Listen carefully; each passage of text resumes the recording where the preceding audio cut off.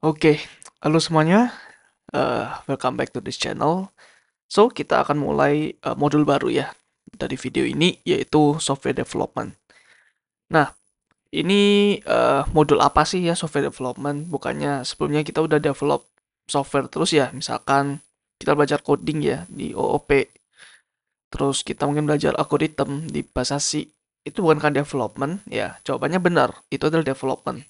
Tapi akan sangat sulit ya ketika kita ingin misalkan membuat suatu aplikasi, misalkan aplikasi mobile gitu atau aplikasi web dengan hanya menggunakan bahasa-bahasa yang eh, mentah gitu ya, kayak bahasa C atau bahasa Java dan lain sebagainya. Ya, jadi kan software itu biasanya ada UI-nya, ada macam-macam lah ya. Ada misalkan fitur-fiturnya dan lain sebagainya gitu. Kita udah pernah belajar UML juga ya sedikit-sedikit ya. Bagaimana suatu software itu ternyata luas banget ya. Ini secara domainnya tuh luas. Kemudian kompleks juga di dalam. Jadi ini adalah modul yang gua buat untuk apa ya? Untuk memberikan arah aja ya kepada teman-teman. Misalkan kalian mau development, itu apa aja yang diperlukan. Terus teknik-tekniknya apa aja gitu ya. Terus teorinya apa aja gitu. So kita akan ini adalah strukturnya ya. Jadi di awal ya kita akan belajar banyak mengenai programming language ya. Jadi mungkin kita udah pernah belajar programming language itu mulai dari modul programming ya. Tapi ini akan lebih detail lagi. Jadi kita akan bahas semua programming language ya. Ya even hampir semua programming language yang lumayan populer. Kita akan bahas satu-satu dan kita akan bandingin ya. Maksudnya satu bahasa ini bedanya apa sih sama bahasa yang lain gitu. Terus gimana cara kita menggunakan satu bahasa, bagaimana kita memilih satu bahasa gitu. Terus ada juga beberapa paradigma ya bahasa pemrograman. So, sebenarnya software development itu adalah sebuah subset ya atau bagian dari software engineering gitu ya. Jadi ada namanya software engineering, ini akan ada di satu modul yang berbeda juga ya. Jadi software engineering itu gimana kita mengengineer satu software dari awal banget sampai jadi gitu ya. Nah, di dalam software engineering itu nanti ada banyak step teman-teman ya. Ada misalkan requirement gathering di mana kita ngobrol ke user ya, ke yang mau request software. Kita ngelis fitur-fiturnya apa aja, terus kebutuhannya apa aja dan apakah kebutuhan itu nanti dan apakah nanti produk yang jadi ya software yang jadi apakah meet expectation dari user seperti itu. Dan nanti ada banyak stepnya ya, seperti tadi itu requirement gathering, terus kemudian software development, nah ini baru kita pelajarin ya. Kemudian nanti ada lagi software testing, kemudian software deployment, dan lain sebagainya, seperti itu. Nah, tapi gue akan menekankan banget ya ke software development ya. Event ini ada modulnya sendiri ya, jadi nanti step-step di software engineering yang ada modul tersendiri hanya modul software development ini. Jadi gue akan buat apa namanya, buat modul ini dulu, baru kita akan melihat the bigger picture-nya ya software engineering. Nah, jadi mungkin kenapa gue buat seperti ini, karena ya gue yakin kalian yang nonton video ini ya, yang di channel ini most likely ya adalah seorang software developer gitu, atau mahasiswa IT gitu ya.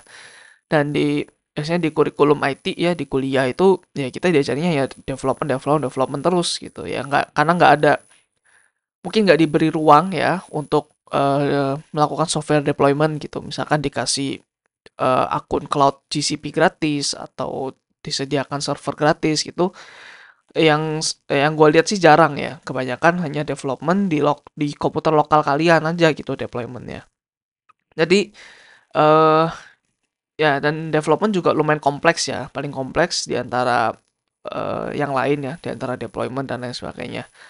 So ini worth it untuk dibuat satu modul gitu ya. Oke, kita langsung masuk aja ke konten ya. Jadi konten yang pertama kita akan mempelajari beberapa paradigma programming ya. Mungkin kita hanya pernah belajar di channel ini ya, pernah belajar imperatif ya, seperti bahasa C yang dari atas ke bawah, top down. Kemudian kita juga belajar OP ya. Itu adalah objek-objek di Java misalkan. Nah, tapi teman-teman ada paradigma programming yang lain, yaitu fungsional sama logic. Atau nanti even ada yang lain lagi gitu ya. Ya, nanti ada di language specification di sini ya. Jadi gua akan mempelajari lebih dalam di sini ya, pakai satu bahasa Haskell namanya. Ini juga pakai satu bahasa Prolog. Gua akan apa ya, mengupas tuntas ya, maksudnya fungsional sama logic ini apa. Karena ini mungkin yang paradigma programming yang lumayan terkenal ya selain OOP. Ya, tapi tidak dapat dipungkiri ya bahwa OOP itu yang paling rajanya lah ya sekarang ya, karena dia bisa memodelkan objek-objek yang ada di dunia ini dan gampang dimengerti oleh manusia gitu. Sedangkan fungsional sama logic ini lebih ke seperti apa ya, matematika atau seperti paradigma yang berbeda dengan OOP ya, dan ada kelebihan dan kekurangannya masing-masing. Terus kita baca language specification, ini dimana dalamnya nanti kita belajar uh, misalkan typing di coding gitu, ada static, ada dynamic typing, terus apa itu low code, apa itu DSL, domain specific language, dan lain sebagainya ya. Gua akan banyak membahas di sini juga. Dan software kategori ya. Ini gua akan menjelaskan secara sangat-sangat garis besar aja. Kayak software-software itu ada apa aja kategorinya. Misalnya ada web, ada game, terus apa aja sih programming language yang dipakai gitu. Jadi mungkin kalian kalau misalkan ada project dari kampus ya, ingin membuat aplikasi apapun bebas gitu. Nah, kalian bisa nanti nonton video ini. Kalau web, gue perlu belajar apa aja. Kalau mobile, gue perlu belajar apa aja. Dan lain sebagainya ya. Terus berikutnya, gue akan bahas tuntas juga tentang beberapa programming language ya. Hampir semuanya. Dan sejarahnya gimana. Terus perbandingannya gimana gitu ya. So, kita akan most likely full teori ya. Biasanya di sini sampai sini ya. Tapi di sini kita akan full praktek ya. Oke, next kita belajar framework dan library. Bedanya apa gitu. Jadi ini adalah apa ya, semacam cara kerja baru ya, cara ngoding baru, tapi ini on top of satu programming language. Misalkan language JavaScript, dia ada frameworknya sendiri gitu. Dan library ini biasanya lebih loose ya, lebih nyantai dibandingkan frameworks. Karena kalau frameworks secara file struktur itu harus tepat gitu ya, harus pas, nggak boleh typo. Tapi kalau library dia hanya import-import aja ya, seperti DC ya kita pakai import. Kita pakai include. Kalau di Java kita pakai import. Nah, itu library. Nah, and then kita belajar juga dependency management ya. Ini bagaimana cara kalau software kan bakal gede, gimana sih cara kita untuk melakukan import-import ya, terutama import ke aplikasi yang di pihak ketiga yang nggak built-in gitu. Mungkin kalau di C kita selalu built-in ya, misalkan stdio.h, terus iostream, terus apa ya, string.h, itu semuanya built-in ya. Ketika kita install bahasa C itu udah diinstal ya. Tapi beda halnya kalau misalkan kita mau connect ke database misalkan ya. Connect ke database itu biasanya tidak diinstal secara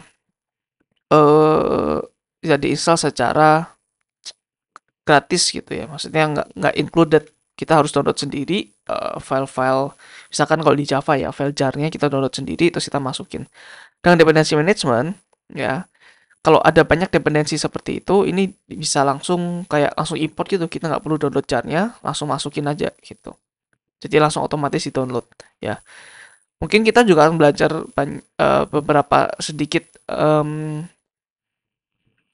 spesifikasi dari Java ya, karena ya gua sih bisanya di Java gitu. Meskipun mungkin agak apa ya, agak opinionated atau lebih ke teknologi spesifik ya. Padahal goal gua dibuat modul ini supaya kita bisa melihat semua teknologi. Tapi untuk di sini mungkin kebanyakan kita akan pakai Java ya. Terus configuration ini seperti apa ya, file-file yang digunakan untuk memberikan suatu string atau memberikan suatu value ke program kita. Misalkan sebuah IP address, terus URL dan lain sebagainya. Karena hal tersebut misalkan diganti, kita harus mengganti code kita ya. And it's bad untuk development. Oke, jadi perlu configuration. Terus di yang kanan ini kita akan belajar yang lebih advance lagi. yaitu kayak fitur-fitur spesifik ya dari fitur-fitur spesifik dari sebuah programming language, karena kadang ada satu bahasa pemrograman itu yang ada fitur spesifik ini sehingga orang-orang kebanyakan milih bahasa pemrograman itu untuk fitur itu gitu. Nah, di sini gue akan coba membahas tentang fitur dependency injection atau dan juga inversion of control, terus aspek oriented programming ya. Ini di framework Spring Java ya. Terus kita juga akan belajar tentang ini ownership dan borrowing ya di Rust. Ini programming language yang lumayan baru juga. Ya. Kemudian ada keyword Python ini banyak banget ya keywordnya ya. Jadi gua akan mencoba mengupas ya keyword-keyword apa aja yang unik gitu. Ya, jadi yang mungkin nggak ada di bahasa pemrograman lain. Terus ada lagi rule engine ya. Ini gue lumayan bisa juga di domain ini ya. Kemudian eh ini terutama di JavaScript sama Python ini banyak banget yang baru-baru ya, mungkin yang kalian tadi Java. Mungkin akan sulit pertama kali belajar JavaScript atau Python karena dia multi paradigma ya. Dia bisa mengakomodir OOP, dia bisa mengakomodir faksional. Jadi ada banyak gitu fitur-fiturnya. Yang pertama mungkin ada list comprehension, ada union, ada enumeration, closure, hoisting, dan lain sebagainya ya. Mungkin nanti beberapa akan kita pelajari juga di sini ya, di functional programming. Jadi ya nanti mungkin akan saling tumpang tindih gitu ya. Terus ada reflection dan annotation. Ini gimana caranya agar apa ya, agar code kita bisa melihat code kita sendiri gitu. Misalkan method apa aja sih yang ada di kelas ini, ya kita bisa melakukan itu secara programmatically gitu ya. Ini mungkin kalau di Java kalian pernah lihat ada yang add gitu ya, ada add, override gitu. Nah itu nanti kita bisa melakukan modifikasi ke add ini. Terus ini yang paling penting ya kayaknya dari semuanya, yaitu version control system. Ya, ini gimana kita bekerja dengan orang lain ya, karena kalau coding kita nggak mungkin kerja sendiri ya. Kita udah tahu itu karena kita udah belajar UML juga. Kita belajar dengan orang lain dan untuk versi-versinya ya kita nggak bisa cuman Control S code kita terus kita kirim ke orang lain gitu. Karena gimana kalau misalkan ada 100 developer yang mengerjakan satu project yang sama, ya itu nggak bakalan efektif. Nah, jadi ini ada versi control system untuk melakukan hal tersebut ya. Jadi misalkan versi 1 ke versi 2 ya, kita nggak copy the whole versi 1 terus copy versi 2. Kita akan lihat deltanya gitu. Nah, itu gimana supaya nanti setiap changes ya di software itu nggak terlalu banyak secara size-nya. Nanti kita belajar banyak tentang Git dan GitHub di sini ya. Sebagai collaboration tool juga untuk buat software. Terus ini media format dan compression, terus data format ya. Ini hanya apa ya, sebatas introduction aja ya. Nanti kita belajar compression, terus format-format media apa aja. Ada apa misalkan ada vector base atau pixel base, picture, audio dan lain sebagainya ya. Data format juga kita belajar kayak JSON, XML, YAML dan lain sebagainya. Terus yang terakhir yang nggak kalah penting juga ya, ada synchronous asynchronous programming. Ini sangat sering dipakai ya saat kita ngoding. Asynchronous programming, terus kita belajar multi threading, concurrency ya, multi processing dan lain sebagainya. So, this is the whole content ya untuk modul kali ini. Jadi kita akan start dari yang pertama dulu aja ya, programming paradigma ya. Jadi paradigm itu adalah sebuah approach di dalam programming gitu ya. Jadi ada banyak sebenarnya ya. Tapi mungkin most likely dibagi jadi dua, ada yang imperatif dan deklaratif. Imperatif itu yang kita udah pernah belajar sebelumnya ya. Mungkin seperti procedural atau object oriented gitu. Nah, kemudian ada lagi nih teman-teman deklaratif ya. Mungkin kita udah pernah belajar juga ya. Coba tebak kira-kira apa yang kita udah pernah belajar. Bahasa pemrograman yang kita udah pernah belajar yang deklaratif ya. Kalau kalian tebak SQL berarti kalian benar ya. Di SQL itu ya teman-teman cuman tinggal ketik aja ya, select apa kolomnya kan dari tabel apa, from apa, terus where, ini sama dengan ini gitu ya, atau group by apalagi gitu ya. Nah, itu adalah deklaratif karena kita hanya menyediakan apa yang kita mau, bukan caranya gimana gitu. Nah, itu adalah deklaratif. Karena kita kan nggak bilang for i dari 0, i sampai size dari tabelnya, terus looping. Kalau misalkan if ini sama dengan ini, masukin ke tabel gitu kan nggak. Kita hanya bilang, kita hanya kasih tahu aja kita mau ambil kolom apa aja, terus group by-nya apa, terus if-nya apa. Ya. So, it's deklaratif ya, termasuk deklaratif. Nah, terus deklaratif itu ada banyak teman-teman ya. Ada yang reaktif, ada yang fungsional sama logic. Tapi yang terkenal mungkin ini ya, fungsional sama logic. Reaktif itu nanti mungkin kita juga akan belajar juga ya sepanjang waktu ya. Mungkin ada beberapa yang nyenggol-nyenggol juga gitu. Jadi fungsional sama logic ya. Oke, itu teman-teman untuk paradigma ya. Mungkin kalian nggak masih akan bingung sama hal-hal seperti ini ya paradigma kalau kalian nggak lihat contohnya gitu. Nah, ini adalah eh, beberapa penjelasan ya. Procedural programming itu adalah paradigma yang diturunkan dari structure programming. Oh, berarti structure programming dulu baru procedural ya.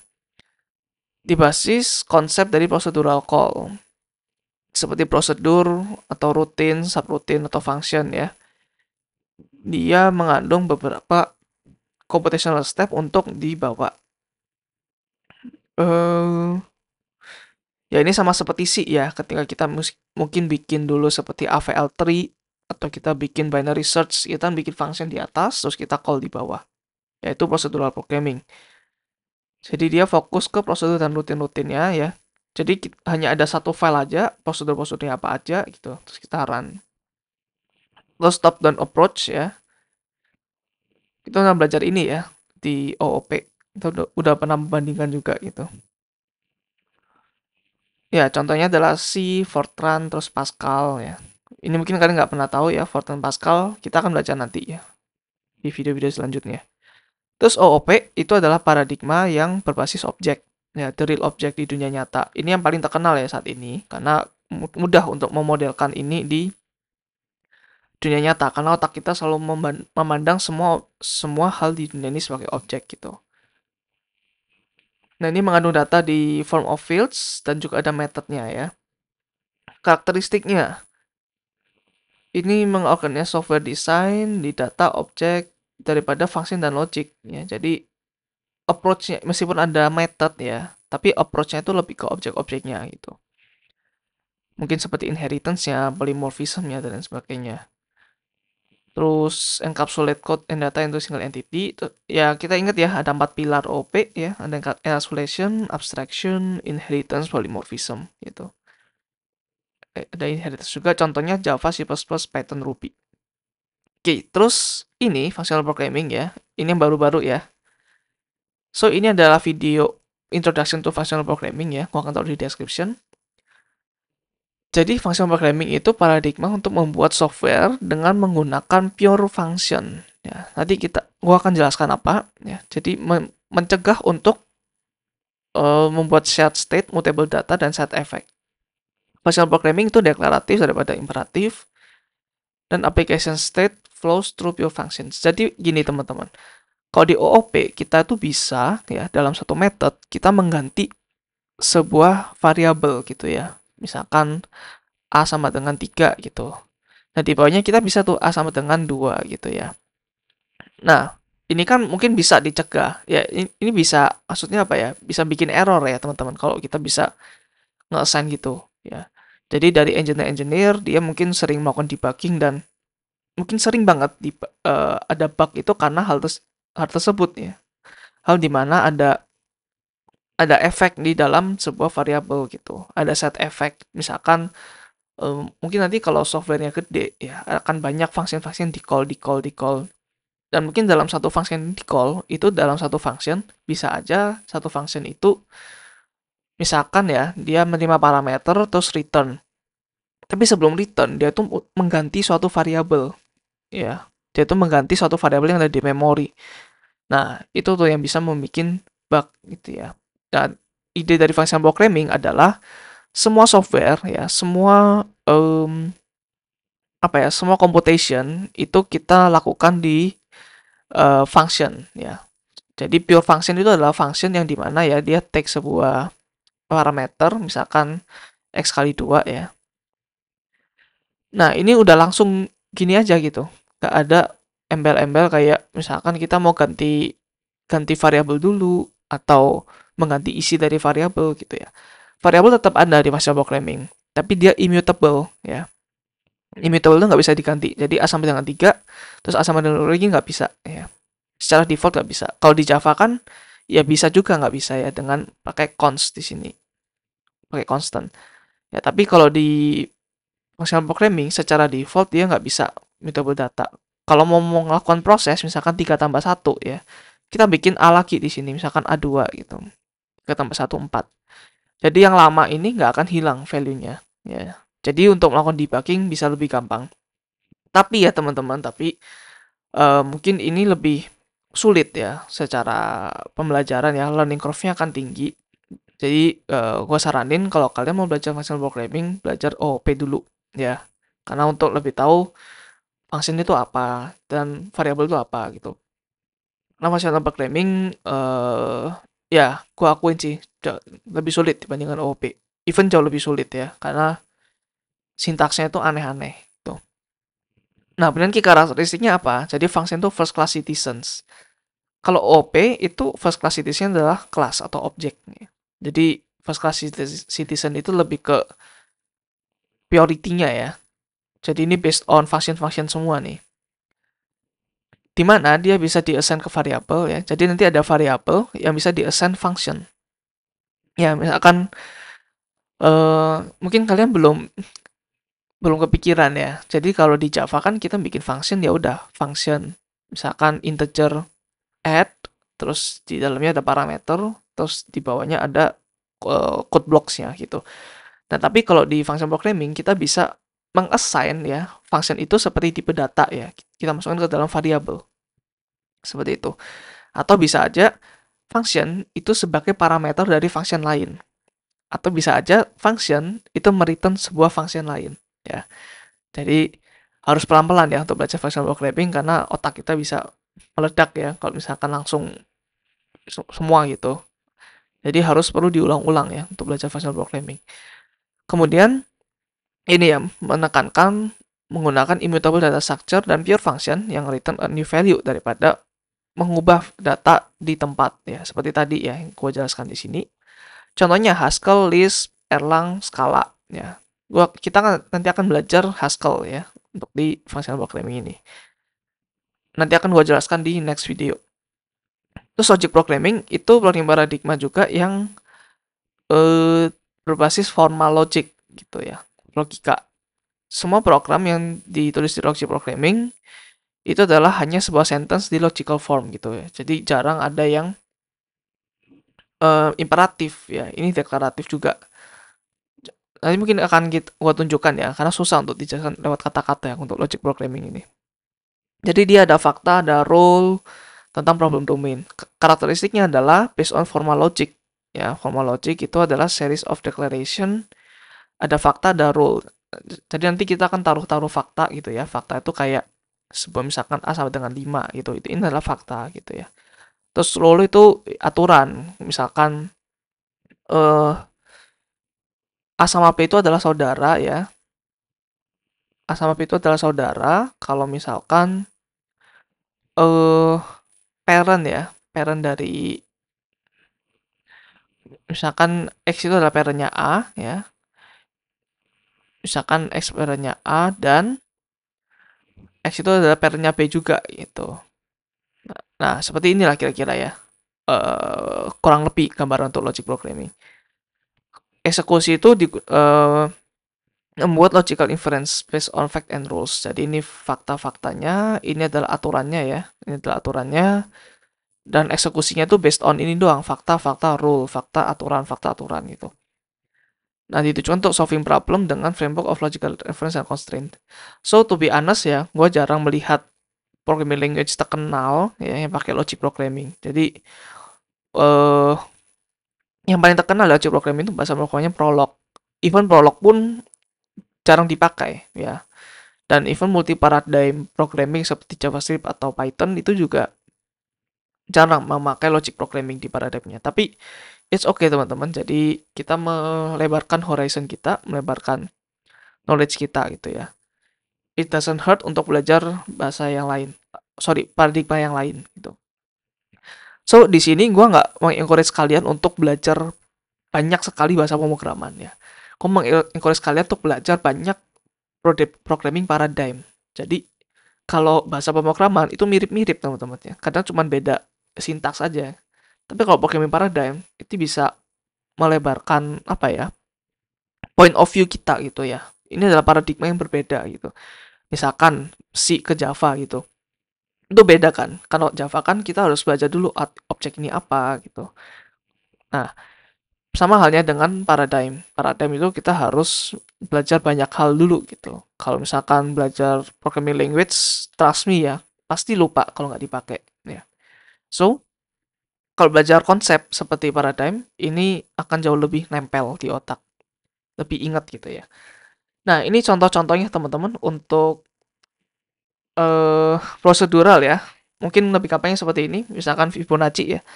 Fibonacci kan tahu lah ya, yang 1, 1, 2, ini plus ini 3, ini plus ini 5, ini plus ini 8 gitu. Nah, untuk di C itu seperti ini mungkin ya. Jadi kita bikin function dulu di sini ya, nggak perlu ada objek. Jadi ada function Fibonacci, kita masukin M misalkan Fibonacci dari 10. Jadi 10 di sini, kalau N-nya 0, dia return A ya. Kalau N 0 tuh berarti, oh ya ketika ininya 0 ya. Dia return 0, terus oke, ini ada A, B, C, I.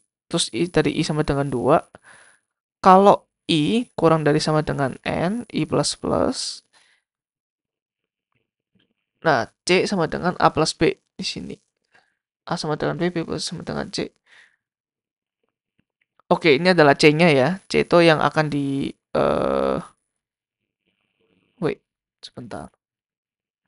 Oh ya, C itu yang akan di return sama dia. Oh, ini based on pengulangan ya. Makanya susah dilihat ya. Lebih enak pakai rekursif sebenarnya. Ya, ini adalah apa Fibonacci yang pakai looping ya. Gue nggak mau terlalu banyak mikir di sini karena takut videonya kepanjangan. So, langsung kita buktikan aja ya. Jadi di sini ya, kok sudah ada sebenarnya ya. Nah, ini bahasa C-nya ya. Kalau kita compile ya, coba kita compile GCC. Oke. Nah, sekarang kita jalankan. Nah, Fibonacci dari 10 adalah 55 ya. Jadi ini bahasa C. Terus ini Java. Java itu harus ada objeknya ya. Mau nggak mau harus ada minimal satu. Ini kayak kelas Fibonacci ya. Di sini ada metodenya, terus di sini main ya. Ya di sini bikin ini dulu, bikin kelas ini dulu, terus n sama dengan 10. Ya ini sama lah ya, kayak yang atas, hanya dibuat objek aja gitu. Di sini gue juga udah ada ya. Nah, kalau nama filenya itu harus sama sama nama kelas teman-teman kalau di Java. So, kita akan coba compile ini ya. Nah, kemudian nanti dia akan menjadi Fibonacci.class ya. Dan kita akan jalankan pakai Java. Nah, Fibonacci 10 is 55. Sekarang functional programming ya. Jadi gue juga udah ada nih HSFIP. Ini adalah program Haskell dari functional programming. Ya. Ini adalah tipe deklarasinya. Fibonacci berarti adalah sebuah nama function ya yang parameternya dia ngambil satu integer, kemudian dia mereturn satu integer juga. Ya, sama seperti ini ya. Dia ambil satu integer, terus dia return juga satu integer. Nah, terus dia kasih definisi nih. Kalau Fibonacci-nya 0, ya, parameternya 0, dia return 0. Kalau Fibonacci-nya parameternya 1, dia return 1. Kalau yang lain, ya, kalau N, ya dia Fibonacci N-1 plus, ini pakai rekursif ya. Jadi akan banyak banget rekursif di functional programming. Nah, ini baru main-nya ya. Ini adalah main kayak main Java-nya. Ini print Fibonacci 10. So, ini semua adalah function teman-teman ya. Mungkin kecuali ini. Ini cuma deklarasi ya. Jadi nggak ada yang kita mengassign suatu value ke variabel lain. Nggak ada kita namanya kayak gini nih. Nah, ini nih nggak ada di fungsional. Jadi semuanya adalah function. Ini function, ini function, ini function, ya. Ini even function. Mainnya adalah function, print ini function juga. Ini function juga gitu. Nah, caranya gimana? Eh caranya coba kita pakai ini ya. HS Vib HS. Oke. Sekarang coba kita run ya. Nah, ini 55 ya. Dia ngeprint langsung dari sini. Kemudian prolog ya. Prolog gue juga ada ya. stc-nya .pl. Nah, seperti ini. Ini adalah sebuah rule ya. Kalau Fibonacci-nya 0 sama 0, ini artinya stop. Sampai sini nggak perlu evaluasi lebih dalam. Kalau Fibonacci 1-1, dia juga stop, nggak perlu lebih dalam lagi gitu. Karena Fibonacci ke 0 kan 0, Fibonacci ke 1, 1 gitu ya. Terus Fibonacci n, terus value gitu. Ini adalah variabel ya. Nah, ketika seperti ini, n1-nya adalah ini minus 1. Ya, ini dievaluasi dulu, terus dimasukin ke sini. Terus yang return ini lagi ya, recursive lagi di sini. Ini N1, terus value 1 sekarang. Nah, value satunya berapa, itu nanti yang akan ditambah di sini ya. Jadi mungkin coba kalian pause and ponder dulu, coba lihat kira-kira eksekusinya gimana gitu ya. Jadi ini berbeda banget ya dengan OOP atau prosedural. Ini contoh N2, N-2, dia nanti taruh ke sini. Jadi jalankan ini, nanti dia dapat value 2. Gitu. Jadi nanti dia bikin nih Fibonacci misalkan ini 1 ya. Kok Fibonacci 1, ini tanda tanya berapa? Itu. Nanti ditambahkan di value sini. Value nanti akan ditaruh di sini ya. Terus yang ini mainnya n sama dengan 10, terus Fibonacci 10, result. Nah, nanti resultnya ini akan yang jadi jawaban ya. Ini kayak tanda tanyanya gitulah. Tanda tanya berapa, ini udah pasti 10. Nah, ini tinggal print aja di konsol gitu ya. Nah, untuk run-nya prolog ya. Terus kita coba compile.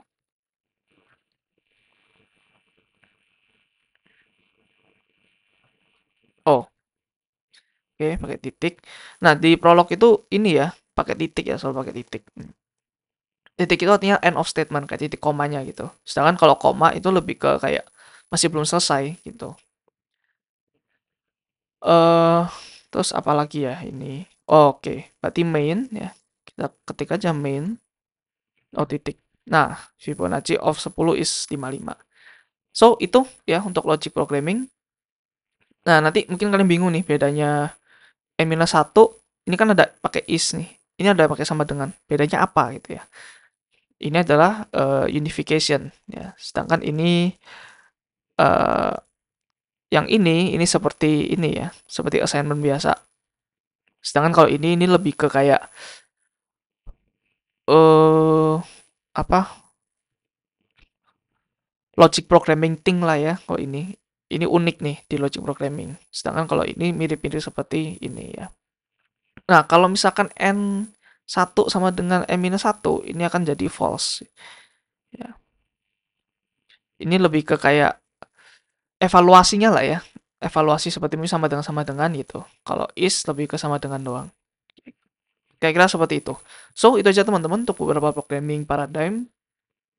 Semoga introduksinya ini lumayan jelas ya untuk kalian. Thank you udah nonton sampai akhir. Dan kalau kalian mau support channel ini, kalian bisa support melalui link yang ada di description di bawah ya. So, thank you semuanya. See you di next video. Bye.